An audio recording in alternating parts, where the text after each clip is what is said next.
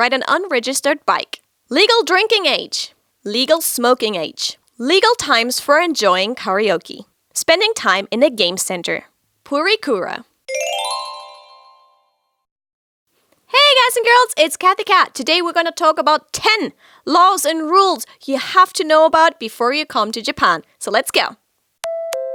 10. Ride an unregistered bike. When you come to Japan, you might be tempted to explore it on a bicycle. That's generally okay if you go for a rental company. Check their status and their rules though. However, for many people who come here, they might just go, hey, I'll just borrow your bike and I'll go with it. That's not how it works. As an example, I once found a bike that was lost and I handed it in to the lost and found. And afterwards they said, okay, you can have this bicycle, no one wants it. But what you need to do is you need to go and register it. You can't just take a bicycle and ride on it because it might be stolen. So you have to register your bike and have the papers of your bike with you. Otherwise, the police can stop you at any time and ask you for your papers. You need to have those. Register and keep those papers on you if you want to ride a bike in Japan. 9. Legal drinking age. The legal drinking age in Japan is 20. It's not 21, it's not 18, it's not 16, it is 20, which means up until the age of 20, you cannot drink in Japan. Even in your country, if you've already in your country been drinking for years, you still can't do it. Sorry, Germans.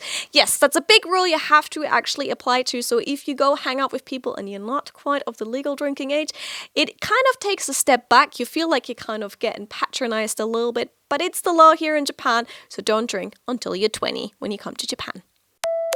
8. Legal smoking age. Now, guess how old you have to be in order to smoke in Japan? That's 20. Again, yes, you cannot get around that. It's not 16, it's not 18, it is 20. So if you would like to smoke and have a smoke, you need to actually be of the right age in order to smoke. There are absolutely quite a lot of rules in place for that, so you cannot cut and do a shortcut there. So if you actually are a heavy smoker, you need to work around that before you come to Japan. We actually interviewed a couple of Germans and he was a smoker and he had to quit smoking because he wasn't 20 yet. So it's an interesting challenge that was posed to him, but he had to work through it and hey, it's probably a lot better for his health. 7. Legal times for enjoying karaoke. You might be super excited to come to Japan and show your karaoke skills to all of your friends. That is fine, but especially if you come here as an exchange student, there are actually time slots you are not allowed to be in the game centers, and that applies in the evenings. If you are under 16 and you want to sing at karaoke, you can only do that until 6 in the evening. After that, you have to leave. If you are under 18, you can stay all the way to 10 at a karaoke place, but then you'll also have to go. 6. Spending time in a game center. Game centers in Japan are a great fun way to enjoy Japanese culture. You can get plushies, you can play games, amazing stuff, but again, there are certain times when you have to leave the premises. If you are under 16, you have to leave at 6 p.m. No more games after 6. Yes, and if you are under 18, you have to leave the premises by 10 as well. You need to be out. Even though all the other people are still gaming, you have to leave. So no more plushie catching. Make sure you grab that plushie out of the UFO catcher before it's 10 p.m. These times, however, might change depending on which region you're going to. Number 5. Legal driving age. The driving age in Japan is 18. And if you actually have a driver's license in your country, you might be easily able to transfer that over to a Japanese driver's license, but that depends exactly on where you're from and how strict your driver's license is. Apparently, a couple of my American friends had problems actually working with that and around that. And actually, to be honest, driving a car in Japan is pretty tough in the first place. So be sure that your driver's license is actually be able to translate or works over here in Japan. You might not be able to use it, but the legal driving age is 18. Number 4, carrying your identification.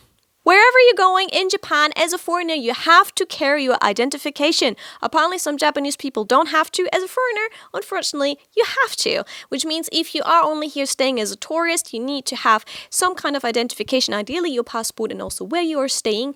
And if you're actually staying here for longer, which means you have a visa, might be a student visa, or it might be maybe a working visa, then in that case, you get a card, which is your alien registration card. that card you have to carry with you wherever you go. It contains your visa and also it contains where you're staying on the back of it. This card is one of the most important means of your identification and you have to carry it with you. The police can stop you at any time and ask you for your ID, so be sure to have that ready. 3. Smoking on the streets. There are actually very strict laws about where you are allowed to smoke in Japan. So if you are a smoker and you want to have a smoke, you can't just stand somewhere on the streets or walk around having a cigarette in your hand. That is actually banned. You can get fined as well for just smoking on the streets. There will be stickers on the floor that also say that in English. You cannot get around that. If you are a smoker, there are generally designated smoking areas. In front of stations, for example, there's usually a little box in which all the smokers are standing and they're having their cigarette in there. Or if you are in a big business building, there's usually a smoker's room. For example, also at the airport, when you arrive, you probably need that if you were a smoker and you just came all the journey over here.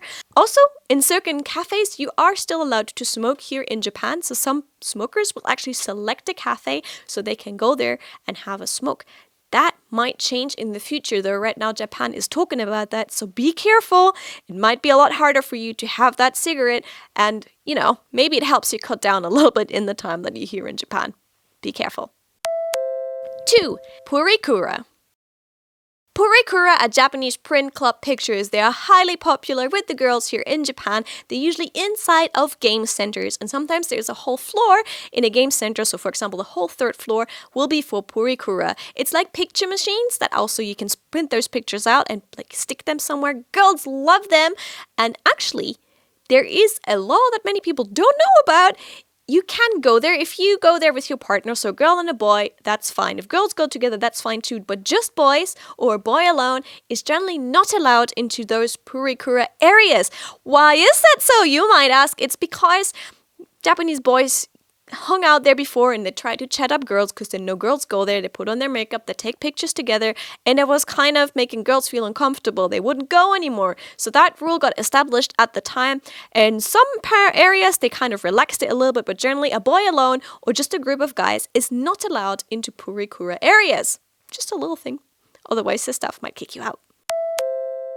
Tattoos. If you have a tattoo and you come to Japan, I'm very sorry, but certain areas will be limited and you will not be able to go there if you have a tattoo. You can talk all your way around it. It is a Japanese rule. It is rooted in their culture. So I'm afraid if you have a tattoo, you might get banned from visiting hot springs, so the onsen, beaches, pools, swimming resorts, and sometimes even sports centers, like even the gym will sometimes turn you away if you have a very big and unconcealable tattoo. No, there's a way to actually go around this. In Japan, they also sell patches to cover your tattoos up. For example, I've seen one at Don Quixote. Also, what some girls do, if it's a small tattoo, they put like a little sticker over it. Well, more like a band-aid or something to hide it.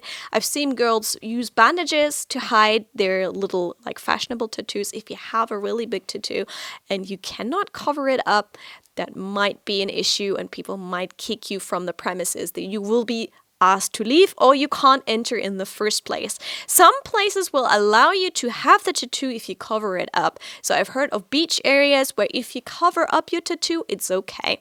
I know it's a pain and I know, it's not something that you can just decide to take off for the sake of Japan. However, there are a couple of hot springs that allow you to visit them with tattoos. So if you really want to come to Japan and visit a hot spring, what I do is do your research. Find out about those hot springs. Go through the list, see if any of them is close to you so you can still enjoy Japan to the fullest and you're not upsetting the Japanese laws and rules that are out there. These are 10 Japanese laws and rules you should know about before you come to Japan. There are more, and if you'd like to add some, you can write them down in the comments below. We are making more videos about this, so if you are interested in this, don't forget to hit the subscribe button. And if you've been with us and this helped you, don't forget to push the like button and maybe recommend it to friends who want to come to Japan. Let's have a good time when we come to Japan, and I hope you have a great day, and I'll catch you soon for more videos here on the Ask Japanese channel. Thank you, bye! Shut just do.